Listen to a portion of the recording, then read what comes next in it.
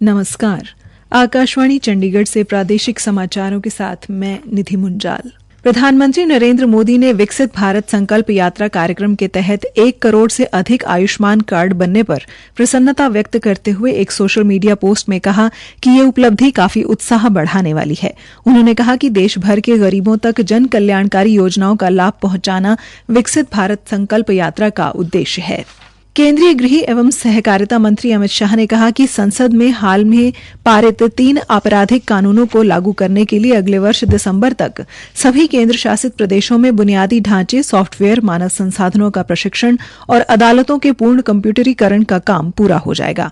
उन्होंने कल चंडीगढ़ में cyber operation and security centre यानी कि CNCOPS का उद्घाटन करते हुए कहा कि मोदी सरकार ने अपराध एवं अपराधी का पता लगाने वाले नेटवर्क एवं प्रणाली CCTNS और inter operable criminal justice system के जरिए एक कानून लागू करने का काम शुरू भी कर दिया है। श्री शाह ने कहा कि आतंकवाद और संगठित अपराध की परिभाषा लागू करने, अभियोजन निदेशालय के गठन और ICJS और CCTNS में खामियां दूर करने के लिए एक समयबद्ध कार्यक्रम तैयार किया जाएगा। हरियाणा विधानसभा के अध्यक्ष ज्ञानचंद गुप्ता ने 15 से 18 दिसंबर 2023 को उचाना मंडी स्थित राजकीय कन्या वरिष्ठ माध्यमिक विद्यालय के तत्कालीन प्रधानाचार्य करतार सिंह से संबंधित यौन उत्पीड़न मामले पर सदन में हुई बहस के तथ्यों का पता लगाने के लिए स्कूल शिक्षा मंत्री कंवरपाल की अध्यक्षता में एक समिति गठित कर दी है। हरियाणा विधानसभा सचिवालय द्वारा जारी इस आशय की एक अधिसूचना अनुसार विधायक असीम गोयल, भारत भूषण बत्रा तथा अमरजीत ढांडा इस समिति के सदस्य होंगे। समिति हरियाणा विधानसभा के आगामी सत्र की पहली बैठक में अपनी रिपोर्ट प्रस्तुत करेगी।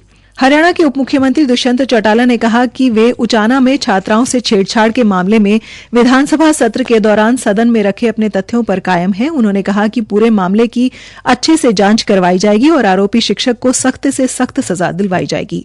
श्री चौटाला कल चंडीगढ़ स्थित जननायक जनता पार्टी के प्रदेश कार्यालय में आयोजित पार्टी प्रवक्ताओं के प्रशिक्षण शिविर के उपरांत पत्रकारों से बातचीत कर रहे थे।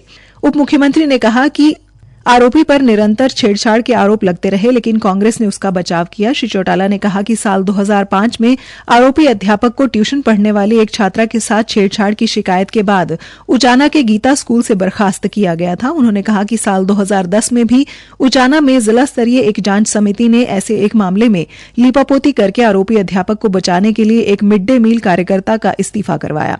साल 2012 में आरोपी शिक्षक के खिलाफ दोबारा छेड़छाड़ का मामला सामने आने पर गांव की सरपंच ने शिक्षा अधिकारी से लेकर शिक्षा मंत्री तक को लिखित में शिकायत दी तथा सबसे मुलाकात भी की। तब उचाना के एक स्कूल में जांच अधिकारियों को सबके सामने हथियार दिखाकर डराया धमकाया गया।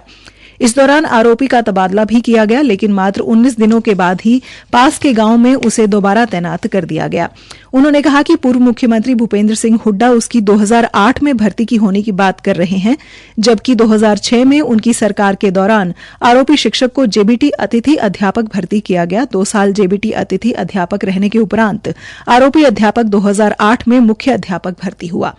ये पूछे जाने पर कि आरोपी अध्यापक को 2005 से अब तक निरंतर कार्रवाई से बचाए जाने के पीछे किसी राजनेता का हाथ है, तो दुष्यंत चौटाला ने कहा कि समय आने पर सबको पता चल जाएगा। भारतीय पहलवान और ओलंपिक पदक विजेता बजरंग पूनिया ने प्रधानमंत्री नरेंद्र मोदी के नाम पर एक पत्र लिखा है, जिसमें उन्होंने अपनी मांगे न सुनी जाने के कारण पद्मश्री पुरस्कार लौटाने की बात कही है। कल भारत की ओलंपिक पदक विजेता साक्षी मलिक ने भी कुश्ती छोड़ने का ऐलान किया था। हरियाणा के विकास एवं पंचायत मंत्री देवेंद्र सिंह बबली ने कहा कि किसानों को सिंचाई के लिए पर्याप्त पानी उपलब्ध करवाना सरकार की प्राथमिकता है। कैबिनेट मंत्री कल टोहाना के 14 गांवों में 6 करोड़ 31 लाख रुपए की लागत से बनाए गए नए सिंचाई खालों का उद्घाटन करने के उपरांत संबोधित कर रहे थे। श्री बबली ने कहा कि जल्द ही टोहाना क्षेत्र के किसानों के लिए 26 करोड़ रुपए की नई परियोजनाओं के तहत सिंचाई के खालों का निर्माण शुरू करवाया जाएगा। उन्होंने किसानों को आह्वान किया कि सूक्ष्म सिंचाई योजना को अपनाकर अपने खेतों में सिंचाई करें। हरियाणा सरकार ने नए वर्ष के दौरान अपने कार्यालयों में सार्वजनिक अवकाशों की सूची अधिसूचित की है। इसके अलावा राज्य सरकार द्वारा पहली बार कुछ विशेष दिवस भी अधिसूचित किए गए हैं। हालांकि इन्हें सार्वजनिक अवकाश के रूप में नामित नहीं किया गया है। इसी के साथ ये समाचार बुलेटिन समाप्त हुआ।